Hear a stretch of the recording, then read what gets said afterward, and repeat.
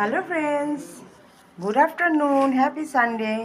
চলো আজকে সানডেতে লাঞ্চ থালিতে কী নিয়ে আজকে চলে এলাম তোমাদের সাথে শেয়ার করতে, সেটা একটু দেখিয়ে দিই। এ দেখো, আজকে হচ্ছে ভাত তো আছেই, সাথে আছে শুক্তো, এঁচোড় চিংড়ি, আর হচ্ছে পাবদা মাছের ঝাল আলু দিয়ে, আর হচ্ছে স্যালাড তো থাকেই আমার, পেঁয়াজ শসা টমেটো, আর আছে টমেটোর চাটনি, সাথে আছে পাঁপড় ভাজা, আরও আছে একটা নিয়েছি। এই হচ্ছে আজকে আমার দুপুরে লাঞ্চ থালি। তোমরা কে কী দিয়ে লাঞ্চ করলে অবশ্যই একটু কমেন্টস করে জানিও। অনেক দিন পর একটা দুপুরের ভিডিও দিচ্ছি, তোমাদের সাথে শেয়ার করতে চলে এলাম। দেওয়া হয় না এখন আর ভিডিও, সময় পাই না।